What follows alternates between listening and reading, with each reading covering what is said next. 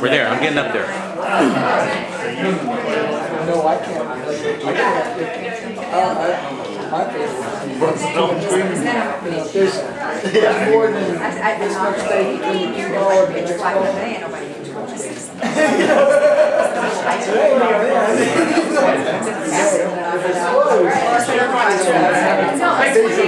You do something about it. Hi, sweetheart. I got to tell her that she's way to come out without being famous. Oh, it's all just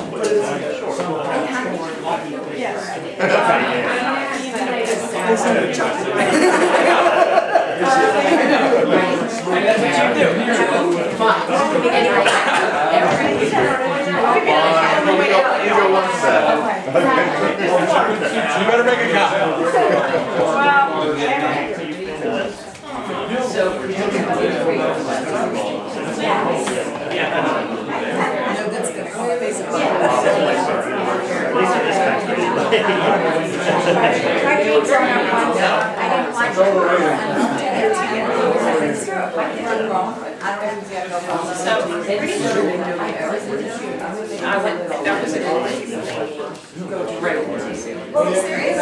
I don't want to hear what I don't want to hear anymore.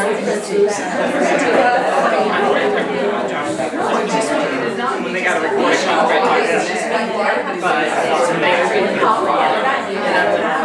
But you just were. Yes, Susan. I was standing outside, got my house.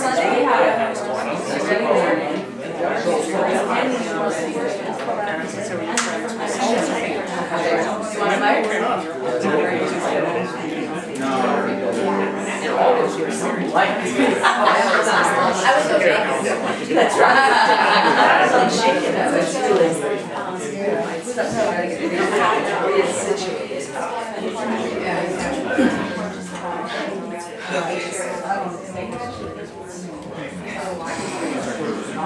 You can do that. Go ahead. Oh, hey, everybody. Hello. Welcome all the old friends, all the new friends. We're very excited about this. Hey guys. Susan's got 3 CDs I do. for sale. If I do. anybody's interested in that, they're all I do. And I good. want to remind you, Christmas is just around the corner. Go ahead. Say that. Oh, sorry.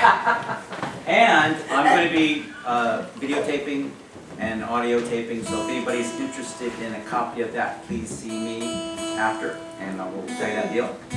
So we have 3 CDs and a DVD, right? And a DVD. Yeah, totally. Or you can get the box. Electronic. And The box. You can get the box. 3 CDs for 40. How much is the DVD gonna be? $20. CD 15. I told you the deal now, so. And if you buy now, you get Ginsu nice. We're very excited to have Susan here. Susan and Russ are friends of ours, and they're very, very sweet people, and really the most genuine and loving people. And what? I'm getting to them. But anyway, they're great. They're great people, and they're so wonderful, and we're very excited to have them in our room to play for you guys. You guys are gonna love them. On keyboards, Jansen Lohmeyer. Yay! On drums, Russ Broussard. On guitar and angelic vocals, Ms. Susan Cowsill. And Mr. Mark Rabago. Thank you. Yeah. Hang on. Wait, oh, Hang on. I forgot to tell you they're here because it's Michelle's birthday celebration.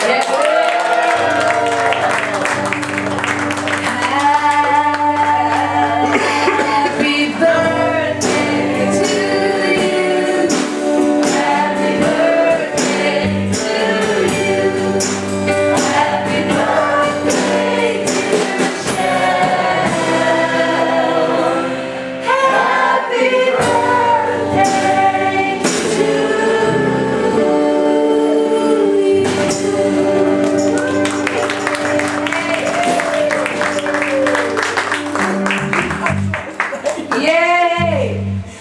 sing that a lot tonight, because that's the way we do it on birthdays. It's kind of like Pee-wee's Playhouse. Well, we're really glad to be here, and Mark and Michelle are as equally wonderful, sweet, and dear people, period, end of story. And just to have us come crash the birthday party is awesome. And we are on a little bit of a tour, and it's really just starting out with friends' birthday parties. I think we should just keep it at that. I got a birthday in a couple weeks. Do you really? Okay, where do you live? I'll be in New Orleans for it. Oh, sorry, I can't do it. Too far. Sorry, we're very busy. I live here. So you have to reschedule your birthday some other time. Yes. Anyway, so we're gonna play music, because that's what we do. Are you boys ready? Yes. All right, we're gonna start off with a Linda McCartney song written by Lucinda Williams. Okay. That thing's gonna try and scream at me, I can tell. You might have to be monitor guy. See what happens. Ready? 1, 2, 3, 4. Everybody's happy. Now we're talking about who knows who. I'm going back to the Crescent City, where everything is still the same. Tell me sad what it has to say. Now I'm after the back highway, and the longest bridge I've ever crossed over a bunch of trains. Julie Thompson's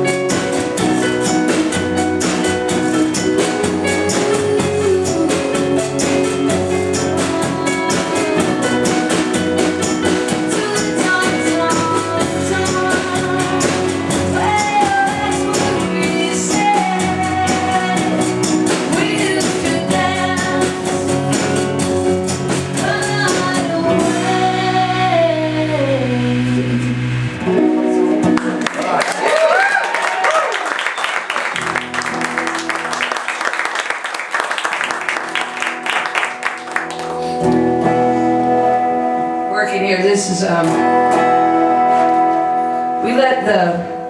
we have a gigantic road crew and a bus and, you know, all the trappings of fame and fortune. And we let everybody off for the holidays, so fending for ourselves. And that is just the biggest pile of bullshit. Hear from me, well, no, probably not the biggest tonight, but just in general, it's not true in any way, shape, or form. We don't have a bus, we have a Prius. Which is the opposite of a bus. What do you got?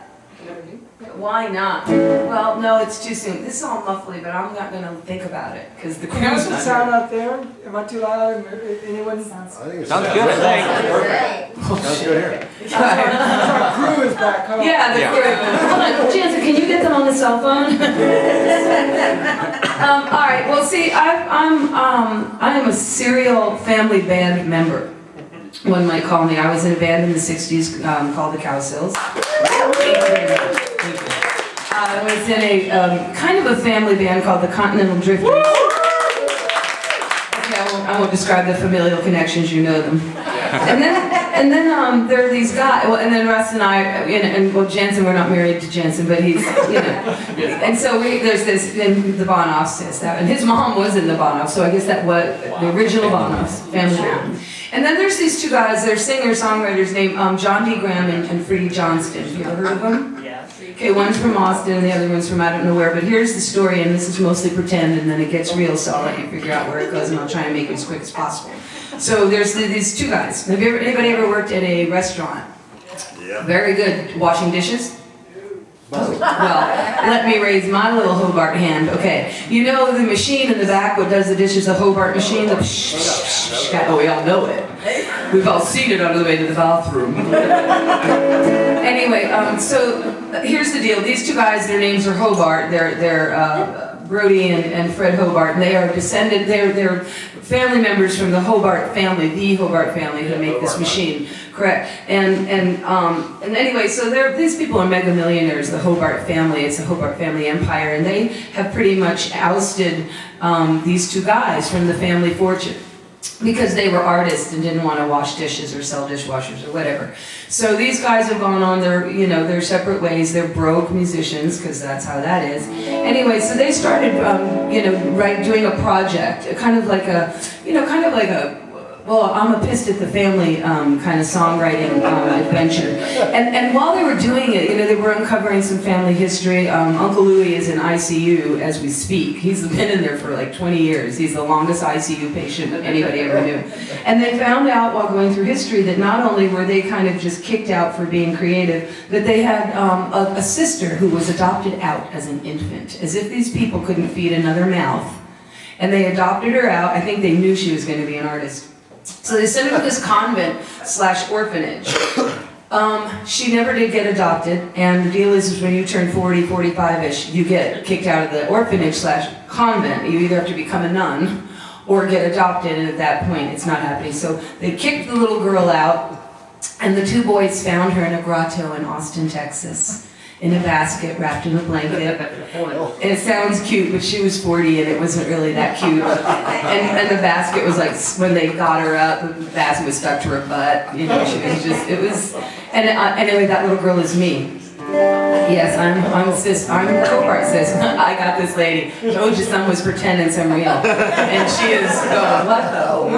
Anyway, so they found me, brought me into the family fold, and we finished this record together. It's called The Hobart Brothers and Little Sis. And there's a song that I wrote about finding my long-lost adopted brothers, Hobart.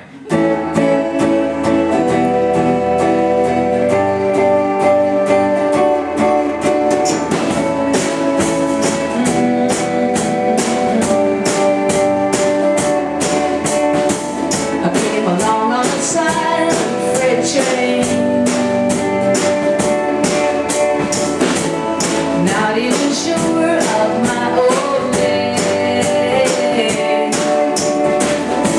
'cause I didn't realize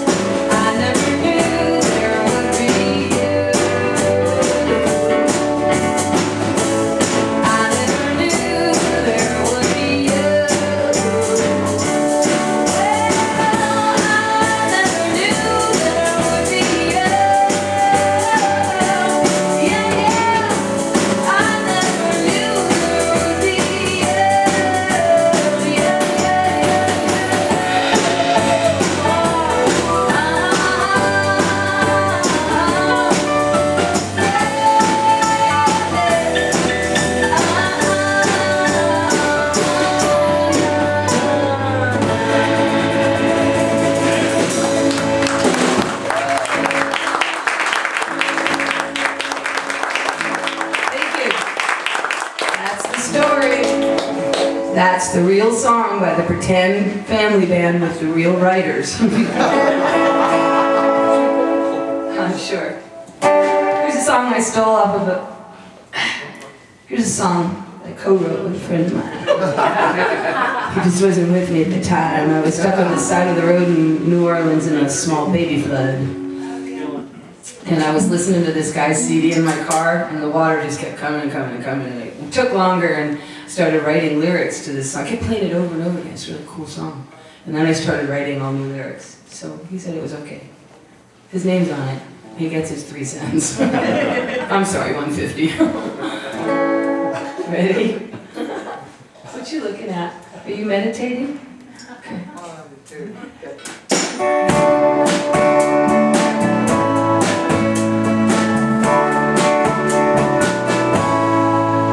Sitting listening to Tom Tom with a storm creeping in. This old got a veil and is so dead thin. I can see it through the wipers, I can feel it in my bones. It's the loneliness of living makes me feel like I'm home. Well, I don't know so much, but I can say for sure, if dying is an illness, I wanna find a cure. Wanna spend my days falling in the grass, counting play after play, how long will I last? It's true, I got my limits, I never break, but I bend, and I wanna live until the sweet bitter end. I'm gonna live until the sweet bitter end. I never really ever thought those oak trees would die. I think I'm gonna put my money on the sky, on the sky.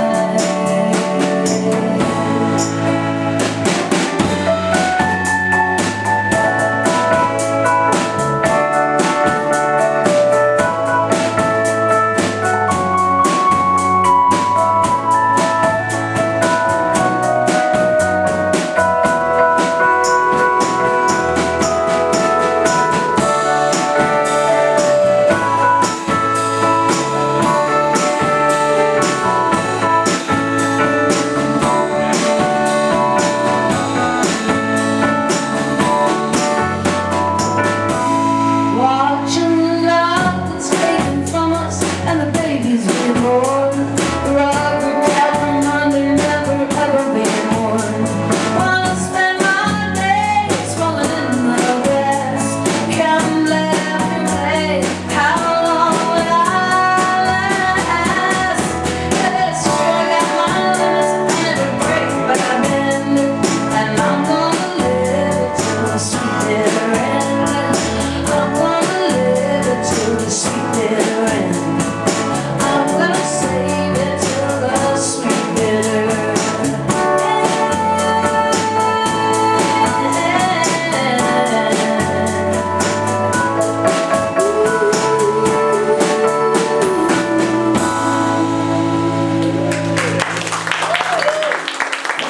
Thank you. Oh, I think that's a wonderful idea. So yeah, there's that song. And Tom Tom's song is really good too. His name's Tad Armstrong. You can Google him and hear the other version. Let's do a special song for Michelle, who just left the room. Why do you think for her? Just because it just hits you that way? Okay. We can wait for her to come back. Appreciate it. So it's really sounded okay, because we'll stop, I'll stop obsessing about it. Does it really sound okay? Like, That's good. Yeah. all right. It's fine. What are you doing? He goes like this. It's like, great. Yeah. Element of doubt back in my head. Thanks the fuck a lot. Okay. All right, here's a song. I started doing it at weddings and things, but it's such a beautiful song, and I think Michelle will like it too. I think it's a good call.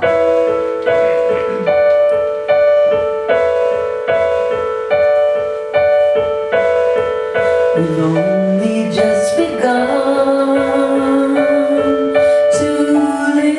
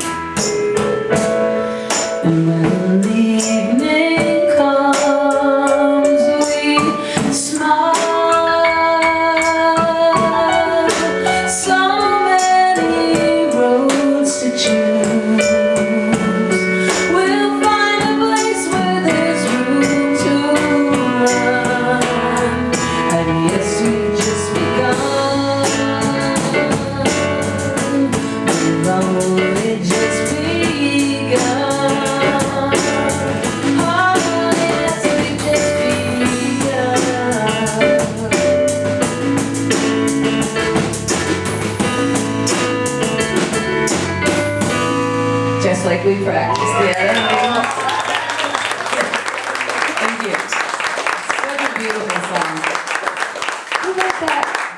Who is that? Oh, Paul Williams. Yeah, he was a great songwriter, but y'all are too young to know who he is. Oh, No, you are. No. It's not this big, right? Yeah, that was him. He played a leprechaun in some great movie. Also played the devil. Actually, Russ and Nancy and Jensen are too young to know who he is. I think that. Wrong. Yeah, you just know He because was, you're he was on the music. Muppet Show. He was. Oh, there you go. Wasn't he friends with Bert and Ernie? Phantom of Paradise. That is so wrong.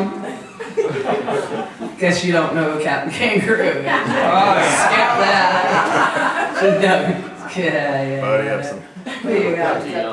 Yeah, we're gonna sing a song about the captain now. Because now, speaking of being children, this is a song that I wrote. It's on Lighthouse, one of your stocking stuffers, and/or it makes a really good treat in the old Halloween basket. The kids just love it when they get a seed about old people. Way more than double bubble. Wrote this song. Labor Day. Yeah. Wrote this song. We usually musicians of art are like, we're not under a schedule, and you kind of plan your life that way. It's like, in fact, you avoid it like the plague forever. And we took on a wonderful organization known as the Threadheads, who fund music. They came together after, during, I'm not even sure, Katrina, to bring New Orleans music back to the people, because we were all flooded out and broke and nobody had anything to record with or the means to do it. So they would raise money and we'd make records. So we agreed to do that, which meant there was an obligation and a deadline to be done with things and handed over, which freaked me out pretty good. So, because I never wrote like that, so I had to get a schedule. And I had heard that Richard Thompson wrote every day for 10 minutes a day. And I thought, well, if he can do it, I can do it. So, and I tried to picture what that looked like, and I pictured him like in some, like, you know, Irish cottage with a ruffly shirt and a tam and a feathered pen, sitting at his antique, you know, Queen Elizabeth I's desk. And so I could simulate that. I have a sunroom up in my house, and I would go in there every day, and I had a schedule from 9 to 12. I would write, and then I'd watch all my children from 12 to 1. And I would write from 1 to 2:30 and then go get the kids, and that's how it worked out. And the first few days was really fucked up, because I'd get up there and I'd come into my room and close the door, feeling all Richardly, and I'd sit down and I'd just sit there with my guitar in my hand. I'm telling you, I don't write like this. I don't even know real people who do. I don't think he's real.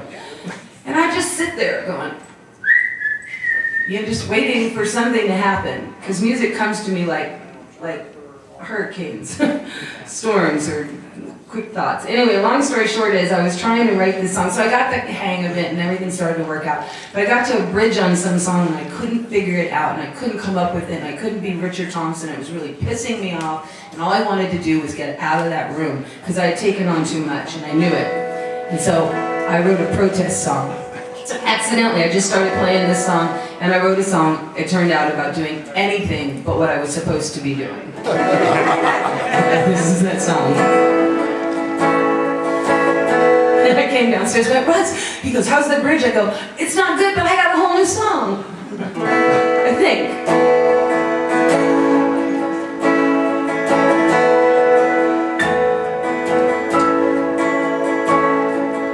Much too much time on my hands, not enough time in the day just to be who I am.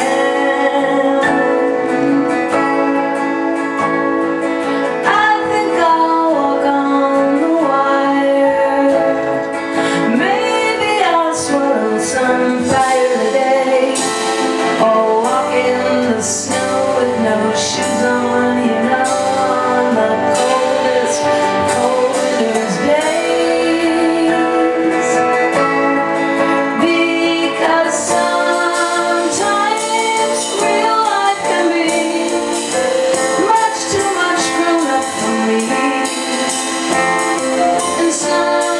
Sometimes real life can be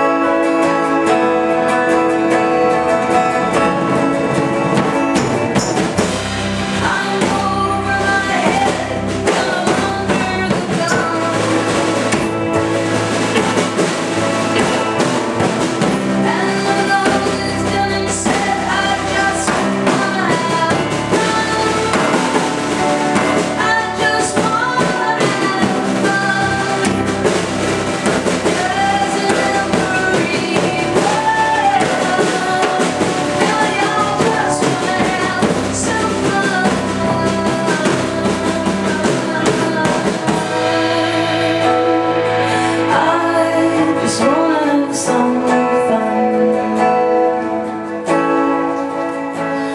And I hear him jingling his keys.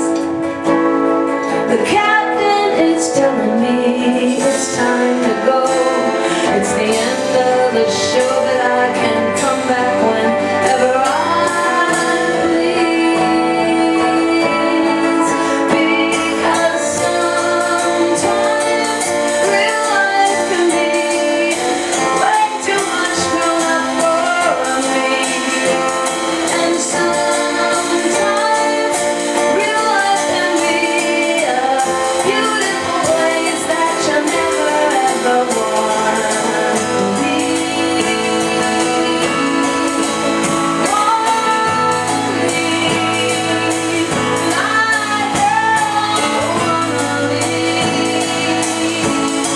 And I have much too much time on my hands. Thank you. Right?